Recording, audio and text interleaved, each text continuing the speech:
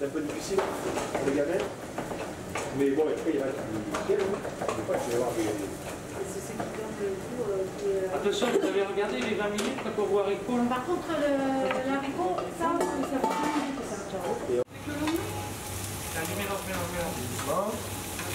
On s'est rencontrés aux rencontres nationales 1 Plus Bio à Paris. On discutait, on échangeait sur nos pratiques en cuisine et il me disait, moi j'aimerais faire évoluer ma cantine, ma restauration avec des repas végétariens.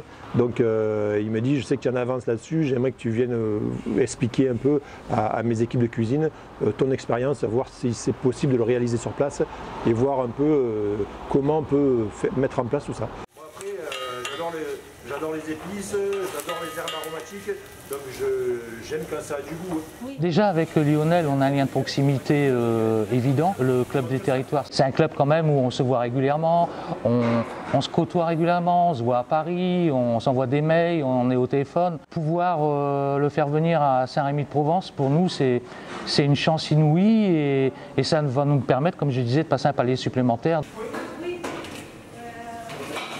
Quand on dit repas végétarien, on pense simplement repas sans viande.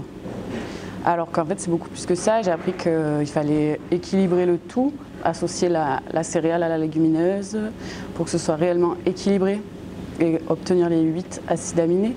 Et la tomate à la provençale, c'était fameux avec le coco blanc, le boulgour, la courgette, la pulpe de tomate. Tout ça mélangé, ça donnait vraiment un très très bon goût. Et ça remplaçait aisément la farce de la tomate. Moi au début, j'ai fait des formations où j'ai appris la cuisine végétarienne et quand on a voulu la mettre en pratique pour 500 repas, on a fait beaucoup d'erreurs.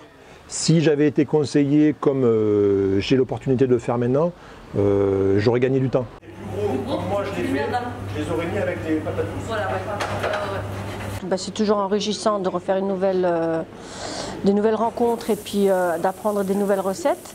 Mais ce qui a été enrichissant pour moi en tout cas, c'est de savoir comment on pouvait incorporer des aliments nouveaux, comme le quinoa, etc.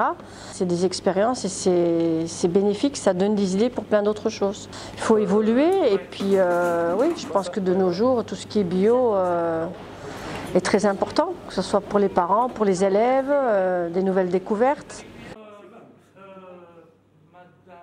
Nous, on fait des repas végétariens, mais pas forcément aussi élaborés que ce que Lionel a pu nous apporter aujourd'hui. Donc là, il fait la formation aujourd'hui avec les secondes cuisines. La semaine prochaine, il fait les formations avec les chefs de cuisine. On a fait les formations pâtisserie avec des chefs de cuisine confirmés. On aime énormément insuffler la formation parce que c'est vecteur de performance quoi, pour nous. Et ça nous évite de s'endormir sur les lauriers, ça fait aussi une cohésion d'équipe, c'est indispensable pour nous. Il faut persévérer et puis ça finit par entrer. Impose ta chance, serre ton bonheur, cours vers ton risque, à te regarder, ils s'habitueront. Voilà. Deux. Pour les chats.